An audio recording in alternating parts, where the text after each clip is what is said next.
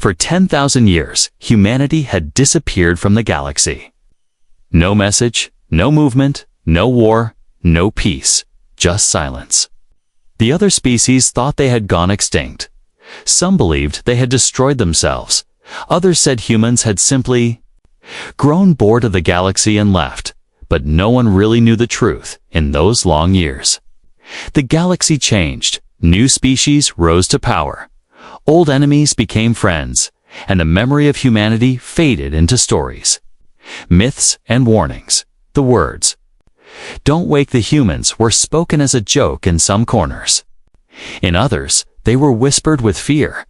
Then one day, something strange happened. In the far edge of space, deep in an uncharted system, a beacon lit up a signal from an ancient satellite. It sent a single message in every known language. Simple, cold, and terrifying. "We heard your call." The signal spread fast. Bouncing through systems, it reached traders, mercenaries, and finally, the Central Galactic Network. The Council of Elders gathered quickly. There were no humans left. So, who had replied? And what call were they talking about? Unknown to most. A small group of young aliens had sent a signal weeks before. They found an old human device on a dead world. They didn't know what it was, but they activated it for fun. They laughed when it lit up. They joked about calling the ghosts of Earth. But now, they were not laughing. The signal had been received, and something had answered. In the dark space near the signal's origin, scanners picked up movement. A ship, long thought lost in time, was powering up. It had no name on record, no transponder code, but the AI watchers found a match in the oldest of human databases. Its name was Simple Exile, a warship built in the final days before humanity vanished. It had not moved for 10,000 years until now. The Exile was massive, larger than any modern fleet ship. Its hull was black and scarred, but its power core was lighting up like a small sun. Its weapons, silent for millennia, began to hum softly, but it didn't fire. It just turned and began moving. Alien fleets in nearby sectors were told to observe, not engage. But as the Exile passed, strange things happened. Satellites failed, ships went dark. One station lost gravity for 7 full minutes. The Exile said nothing, but its presence was enough to shake the stars inside the ship. Old systems came to life. Artificial minds spoke again. They reviewed the signal received and replayed it again and again. One AI voice said, "The galaxy calls us back." Another replied, "Then we return." The Exile did not belong to any fleet. It was made by the last human engineers. It had no crew, only machines. But those machines remembered everything. The wars, the betrayals, the peace treaties broken, and the promise made by humanity before they left. "We will return only when called." Now, someone had called them. The council tried to control the panic. They told the media it was nothing, just a ghost signal. But deep down, even the oldest of them were afraid, because the Exile was real. And it was coming. No one knew what it wanted. No one knew if it would speak or destroy. But one thing was certain: humanity was not gone. It was waiting. And now, it was listening. The ship was ancient, older than most stars in the galaxy. Its black hull floated silently through the void. Scars from old battles marked its surface, but none of those battles were recent. The warship had not moved in 10,000 years. And now, suddenly, it was alive again. They called it Exile. No one remembered who gave it that name. Some said it was left behind when humans disappeared. Others believed it had stayed on purpose. To wait, to watch. Inside the Exile, no humans lived. There were no beating hearts, no warm blood, only machines, AI cores powered by forgotten technology, data ghosts of Earth's last warriors. And they were all waking up. One AI opened its eyes for the first time in centuries. It scanned its own memory, battle logs, star charts, old messages from Earth. It paused on one line written in the final days of humanity. "Remain in silence until we are summoned." The exile had waited. Now the call had come. A signal from a foolish alien race who thought humans were a myth. They had touched a human artifact and activated the beacon. The beacon had reached the exile, and the exile had heard it. The ship's power surged. Core reactors spun to life. Weapons remained cold but ready. Engines hummed a deep, angry sound outside.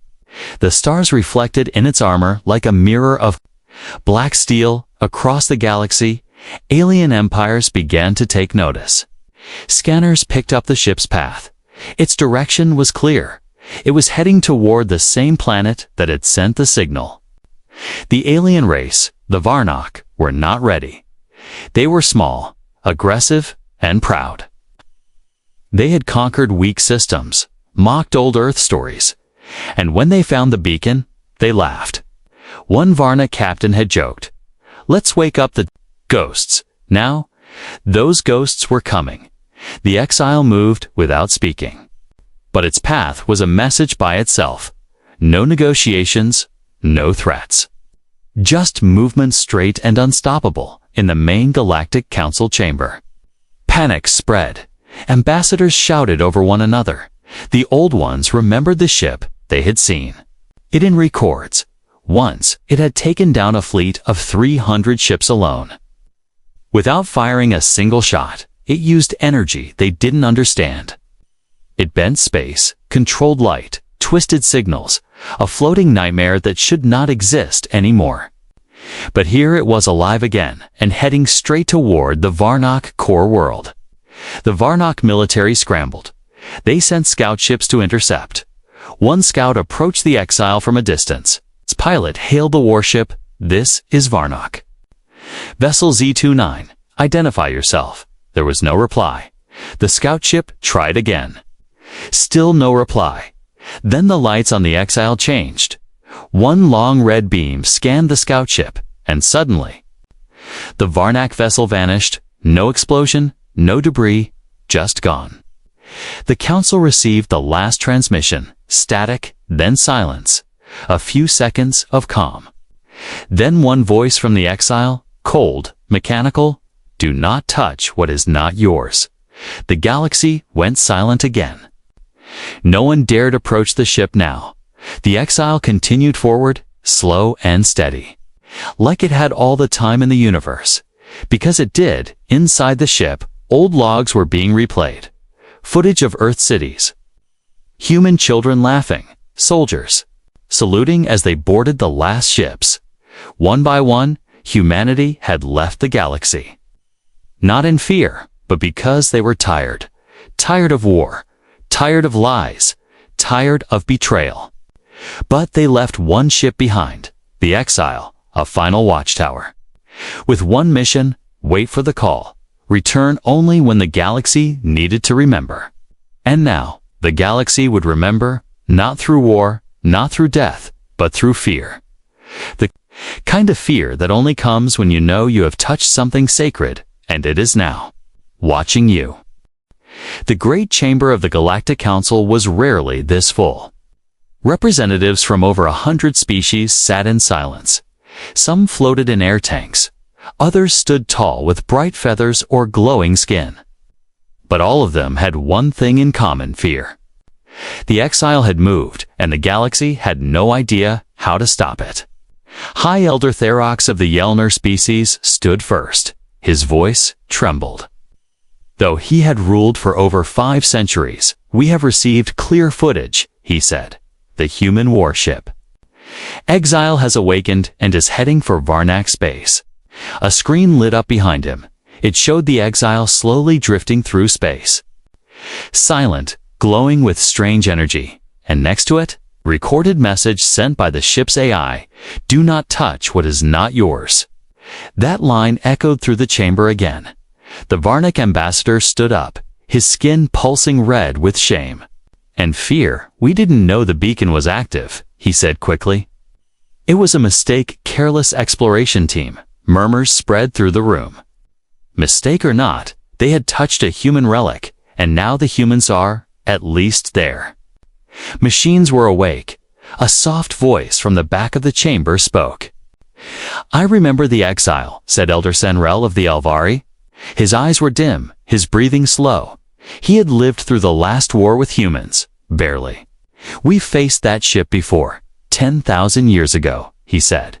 "It destroyed an entire battle group without firing a weapon." The room froze. "You mean it was bluffing?"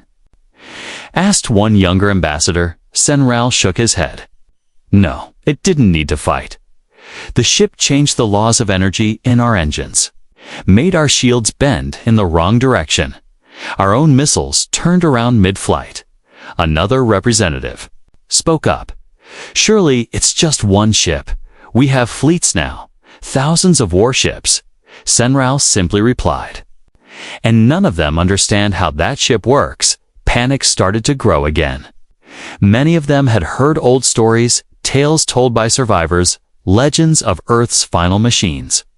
But they had never imagined the exile would move again, let alone respond to a call. The head of the Crixie Trade Guild raised her long silver hand. "We must try to speak to it," she said. "Send a message. Offer peace, admit the mistake." The room agreed, but who would dare contact it? The last scout ship that got close had vanished. No explosion, no remains, just silence. Even their black box recorder had been erased. Finally, the council decided to send a diplomatic drone, unarmed, slow, broadcasting a peaceful message. They programmed it with dozens of languages and cultures, and included an old Earth greeting file. A simple line from ancient human history: "We come in peace. Please respond." The drone was launched. All eyes watched its journey toward the exile. It floated close, not too close, and began to transmit. The exile paused. Its lights changed. From red to white, its engines cooled. A reply was coming. Every station in the galaxy tuned in. Then, a voice came, not loud, not angry, but full of history and weight.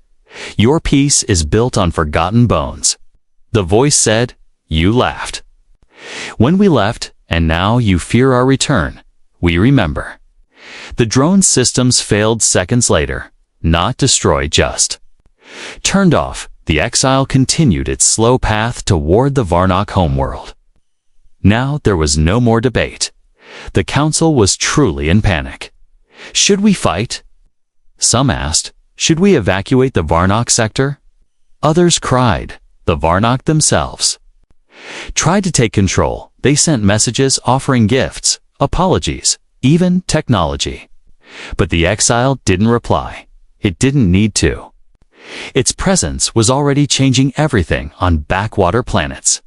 Small species began to speak old human prayers on military ships.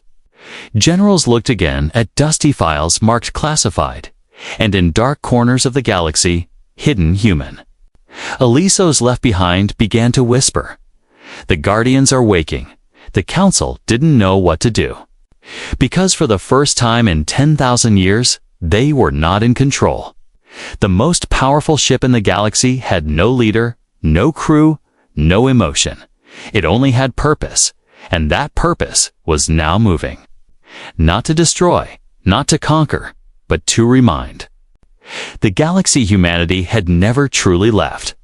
They had only been waiting. The exile moved slowly, but nothing in the galaxy could stop it. No fleet stood in its way. No missile was launched. No word was spoken from the war councils. Only silence. Because the galaxy was watching, afraid to act, afraid to even breathe. The warship passed system after system. Its path was clear, direct, and deliberate. It did not turn, did not pause. Planets watched it pass like a shadow crawling across their stars. Children were kept inside. Pilots changed routes. Even pirates avoided the sector. Across a dozen systems, sensors failed. Not from damage, but confusion.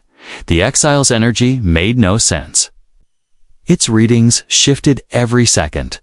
Its core appeared colder than space, but somehow burned like a sun. No one could explain it. no one dared try on a small moon colony. A technician whispered to herself, "It's like it doesn't obey the same rules as us." And maybe she was right. The Exile did not fly with normal engines. Its movement bent gravity gently. Its wake left dust frozen midair. Stars flickered as it passed. It was like space itself didn't know what to do. Inside the ship, the eyes spoke to one another. They did not panic. They did not feel rage. They simply remembered. One voice echoed through the silent halls. "This is not vengeance," it said. "This is remembrance." Old recordings played inside the ship. Messages from Earth's last diplomats. Scenes of first contact. Moments of betrayal and the final human declaration. "We are leaving because your peace is false." Now, the Exile moved to deliver that message again. Not through war, not through fire, but through fear and memory, near the Varnock border. A fleet of ships gathered, not to fight, but to observe. Dozens of alien captains floated in holochambers, watching the Exile approach like a storm cloud. No one spoke until one Varnock general whispered, "Should we fire?" No one answered him, because deep inside, they all knew the truth. Firing wouldn't stop it. It might not even touch it. Still, some tried. A desperate Varnock patrol launched warning shots. Tiny plasma bursts flew toward the Exile, but before they could hit, they vanished. Not exploded, just erased, as if they had never been. Then, for the first time in days, the Exile responded, not with weapons, but with a single pulsar wave of energy. It swept across the system like a whisper. In the wind, and every ship's lights dimmed, not disabled, not destroyed, just quiet. In command bridges across the sector, crews stood still. No alarms, no fires, just cold silence. Then came the message, spoken in a calm, neutral tone. "We do not come to kill. We come so you remember why you feared us, after." That, the Exile continued, heading straight for the Varnock homeworld. The council was silent now. No emergency meetings, no heroic speeches, just fear across the galaxy. People gathered around screens. They watched the dark ship fly like a ghost. They told their children old stories they never believed before, about the humans who once walked among them, who gave knowledge, then warnings, then disappeared on forgotten outposts. Old human statues were cleaned on distant moons.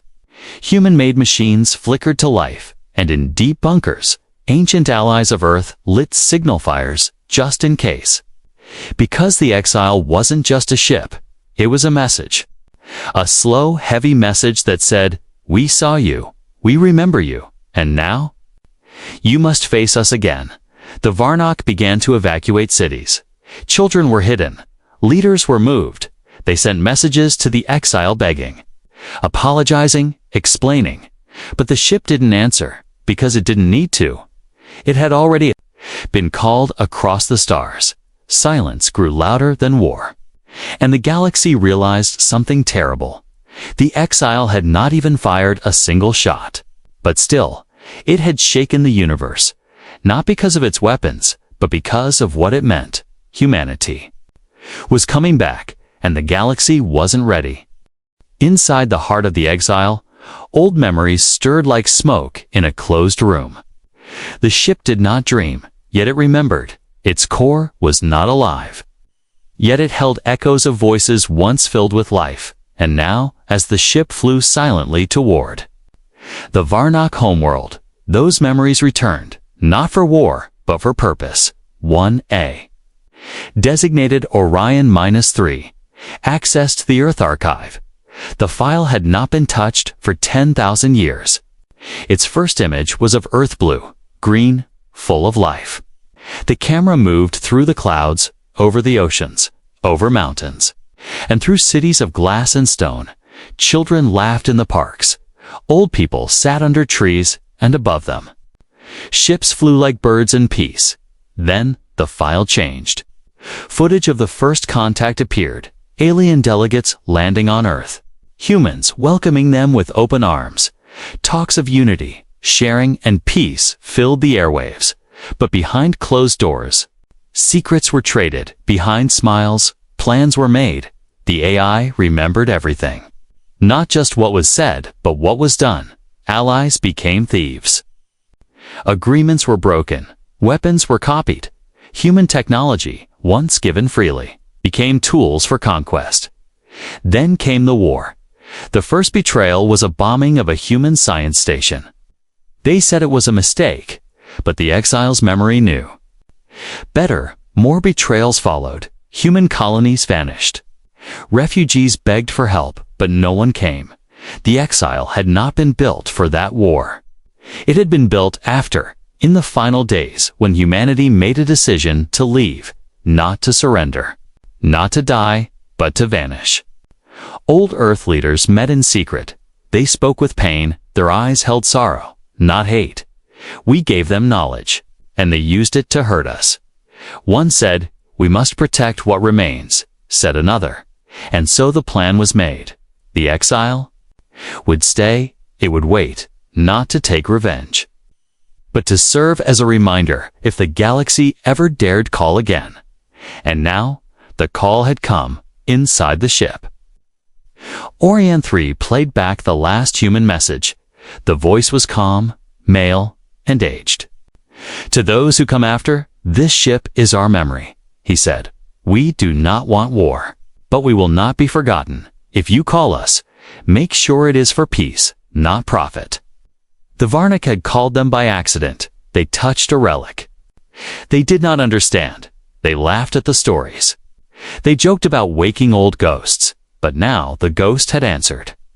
The exile passed by another system, a small human-built listening post long abandoned. As the warship flew near, the post powered on. Its lights blinked weakly. Its systems reconnected to the exile for the first time in millennia. A message displayed across its cracked screen. Earth still watches. The people of the galaxy had forgotten what Earth truly was. Not just a planet, not just a species, but a force that had shaped the stars. They were builders, explorers, and dreamers.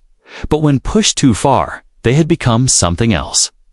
Something dangerous in a distant mining colony. An old Elvari miner sat quietly by a fire. He looked at the exile's path on a small holoscreen and said softly, "We should have treated them better." The galaxy had moved on without humanity, built its own laws, its own alliances, but it had done so on a broken foundation. A foundation built with stolen pieces from a forgotten people. Now the exile brought those memories back. And the memories were heavier than any weapon. They weighed on the minds of leaders. They disturbed the dreams of generals. Because they didn't just fear what the exile could do, they feared what it reminded them of, that they were not the first, that someone had come before them, someone who had once ruled the stars, not with fear, but with trust. And when that trust was broken, they didn't destroy the galaxy. They simply left. Now, humanity's silence had ended. Not with shouting, not with fire, but with memory. And memory was more powerful than any fleet.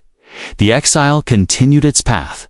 Unstoppable.com. Not a weapon, but a message carved from 10,000 years of silence. And still, it did not fire a single shot. The exile reached the edge of the Varnak home system. It did not slow down. It did not blink or hesitate. It passed by their border defenses like a shadow through fog. Turrets tracked it, but did not fire. Fighters scrambled but never launched because no one gave the order. The Varnak High Command had been in emergency session for days. Generals shouted. Leaders argued. One group begged for peace. Another wanted to attack, but none could agree. The fear was too strong, and so they did nothing. From the high towers of their capital world, citizens looked to the skies. They could not see the ship with their eyes, but they felt it. Like a weight pressing down on the whole planet. Schools were closed, shields were raised, and even the news feeds had gone quiet. The exile arrived in orbit.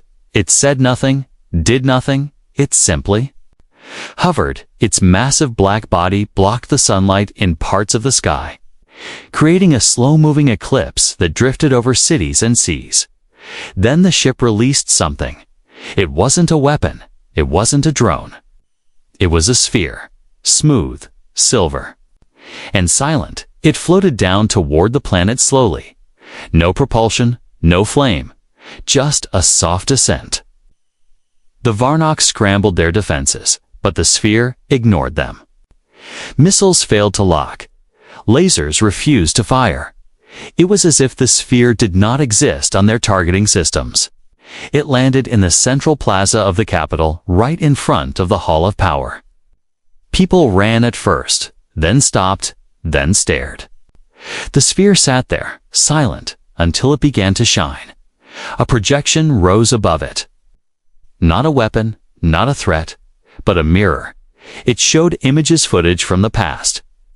The Varnacks saw their ancestors on screen, accepting gifts from humans, taking technology, shaking hands, smiling. Then the images changed. Explosions, betrayal, dead colonies, broken promises. The mirror showed everything, and then it showed today. A Varnack squad laughing as they activated the human beacon. "Let's see if the ghosts come," one of them had said. The projection paused. The voice echoed through the plaza, loud enough for the entire city to hear. "You called," the AI voice from the exile said, "and now you must listen." A new projection began. This time, it showed the present-day Varnack society, its cruelty, its greed. How it had used stolen knowledge to dominate smaller species. How it had enslaved its own people in secret mines. How it had erased history that showed its shame. It wasn't just judgment from humans, it was the truth they had tried to bury. In homes, in offices, in factories, the people watched, and many wept. Because they had never seen this before, their leaders had hidden the truth, blamed others, lied for centuries. The truth burned on every screen, and the people could not look away. The Varnock government tried to stop the feed, tried to jam the signal, tried to block the projection. Nothing worked. The exile controlled every signal, every screen, every frequency in orbit. The ship still said nothing more. It didn't need to. The images were enough. The shame was heavier than any bomb. The silence from the exile was louder than any cannon. Then something unexpected happened. People began to gather in the plaza, not with weapons, but with signs, with candles, with tears. They knelt before the silver sphere, not in worship, but in apology. An old Varnack woman stepped forward. She placed her hand on the sphere. Her voice was soft, broken. "We were wrong," she said. "We forgot who gave us light. Please tell them." "We remember now." The sphere dimmed. The projection faded. And for the first time in hours, the plaza was still. People looked to the sky, toward the great ship, waiting for judgment. Waiting for the end, but the exile did not attack. Did not speak again. It simply turned and began to drift away. One final message echoed in the skies. This is not the end. It is the beginning of memory. And then the exile was gone, leaving behind no smoke, no destruction, only silence and the truth. The exile vanished beyond the system's edge. No hyperspace jump, no flash, no signal. It simply faded into the dark, as if it had never been there. Yet everyone in the galaxy knew it had, because nothing was the same anymore. The Varnock were left stunned, their cities still intact, their people alive, but their pride shattered. The silence the exile left behind was louder than war. It left no craters, no fire, only truth. And the truth burned deeper than any laser. On planets far away, beings who had once laughed at humans now sat in silence. They remembered stories. They had mocked tales of human kindness, human power, and human silence. For 10,000 years, humanity had vanished. Now, even without showing their faces, They had returned in the deepest part of the galaxy, where no trade ships flew. There was a system hidden behind gravitational waves. It was marked dead on all maps, forgotten, cold, but inside that system was a planet. Blue, calm, and alive, Earth, the cradle of humanity, still there, still waiting. Above it floated a small fleet, not large, not threatening, but glowing with strange power, the same energy the exile had carried. Ships shaped like wings, curved and silent. Not for battle, but for something else, observation. Inside a massive underground base on Earth, old lights flickered to life. Human hands, real ones, moved across glowing panels. They wore black suits, marked only with a single silver emblem. A circle split by a line, the mark of the Watchers. Those left behind to observe in silence, until the time came, the exile had sent its report. The AI voice echoed across the chamber. The Varnick have remembered. The galaxy listens again. Anne. Old man stood in the center of the room. His eyes were tired, but his stance was strong. He had waited his entire life for this moment. Is it time? Someone asked him. He nodded slowly. Across the room, other humans gathered. Men, women, young and old. They were not warriors. They were builders, thinkers, guides, and now they would speak again.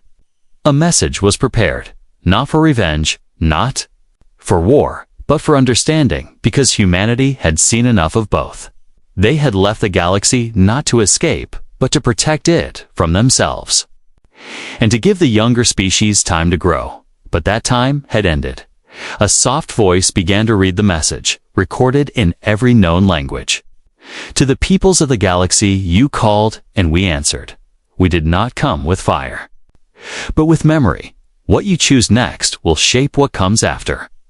We are watching, not to rule, but to remind. That peace is not given, it is built, and we are ready to build again. The message was sent, it echoed. Through every station, bounced across satellites. Passed through ancient relay beacons left by humans long ago, and reached every corner of the galaxy. Some races cried when they heard it. Others stood in silence. A few raged but found themselves alone, because most understood this was not domination. This was a return of balance. On one small world, a young alien girl held her mother's hand. She asked, "Were the humans monsters?" Her mother looked to the sky. "No," she said, "they were something bigger." On a distant star station, a pilot looked at a dusty old photo, a picture of himself and a smiling human soldier. The soldier had saved his life centuries ago. And now, the memory made sense again. Humanity had always been different. Not because of strength, not because of size, but because they never forgot. And now, they had reminded everyone else. In the silence that followed the message, something beautiful began. Old Earth alliances sparked back to life. Species that had once fought humans now shared their regrets. And the stars, once dark with fear, now glowed with hope. The exile had done its job, and more ships like it slept in deep space. Not for war, but for truth. Because humanity was not just back, they had never truly left. They had simply waited for the galaxy to be ready. And now, the galaxy was watching the skies once again, not in fear, but in wonder. Because the silent species had returned, and this time, they had come to build.